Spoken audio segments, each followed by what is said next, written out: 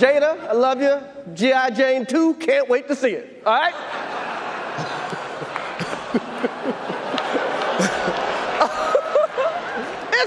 That was a nice one. Okay.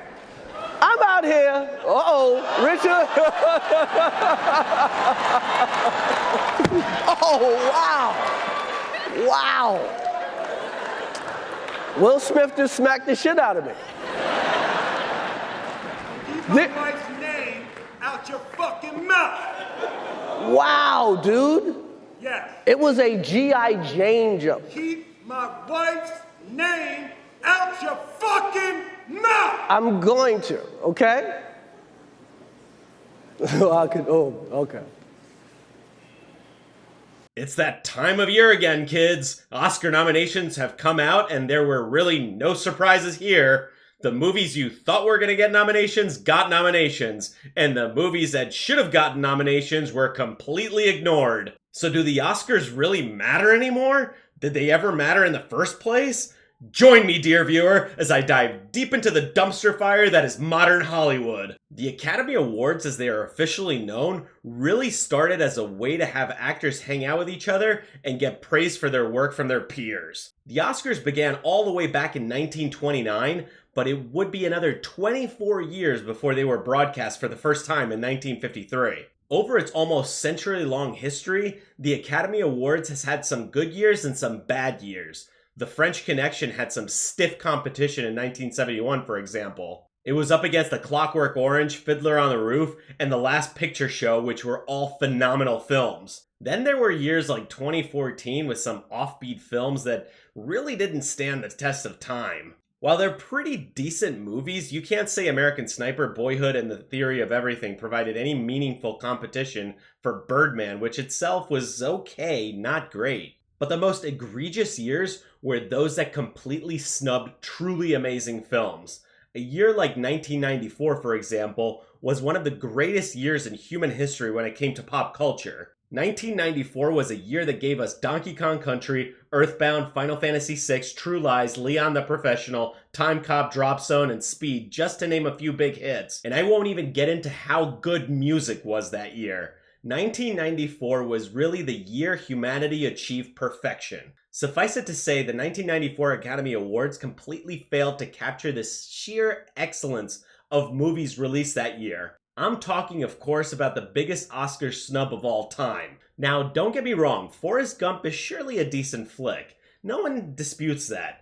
But it did only cater to one specific segment of the population: boomers. Forrest Gump was the boomer swan song. The movie showcased the major events that occurred during the boomers' lives up to the early 80s. The movie was objectively not as good as the film that should have won, however. The Shawshank Redemption, by far, seems to top everyone's favorite movie of all time. It's a film that doesn't cater to any specific segment of the population, but really shows us the human condition in its most raw form. It deconstructs what it means to be human and to have a life of meaning in a cruel world. That's much more appealing to a broader audience than Forrest Gump could ever hope to achieve. The 2024 Oscars seems to be a culmination of everything wrong with the Academy Awards. It certainly does have some fantastic films. Films such as Oppenheimer are what drive cinema forward to new heights. If I had to pick, that would be the film to beat this year. Christopher Nolan is by far one of, if not the greatest living directors we have today, and he should be honored for that fact. But 2024 shows us the very worst of what the Oscars can do. By far, one of the biggest snubs for Best Picture was not including Guy Ritchie's The Covenant. This was one of those movies that, like The Shawshank Redemption, portrayed the human condition in its most raw form.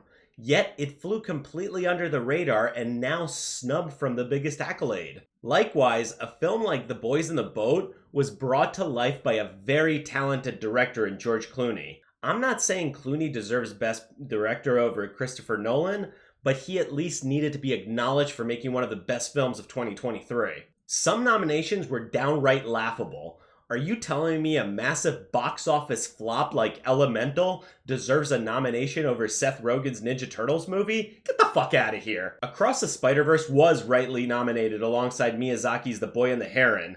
but completely snubbing the visually stunning Ninja Turtles movie was as big of a snub as Shawshank not winning in '94. Then there's all the sucking each other off that Hollywood has been doing for a century. Nominating Killers of the Flower Moon was the most egregious example of that. Having read the book, I can tell you that Scorsese really screwed the pooch on this one. Like Tenet was for Christopher Nolan, Killers of the Flower Moon was Martin Scorsese too far up his own ass. Scorsese's worst tendencies all culminated in this film. So what's to be said of all this? Well, it's the realization that the Academy Awards simply don't really represent anything. Film tastes, by definition, are subjective, and award shows are popularity contests full of dirty politics and corruption. I think the funniest thing the Oscars could have done was to nominate Sound of Freedom for Best Picture. But I guess they didn't want to draw attention to their own weird fetishes we all know they have. The Academy Awards used to be the Super Bowl for women,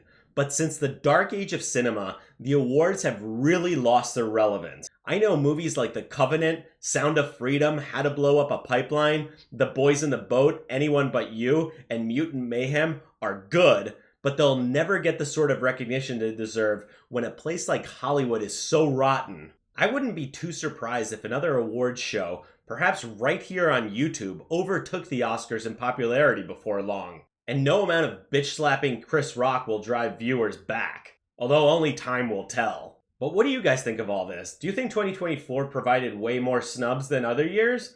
And are the Oscars even relevant anymore? Please do let me know down below in the comments. And as always, hit that like button, ring that notification bell, and smash that subscribe button. And I'll see you in the next one.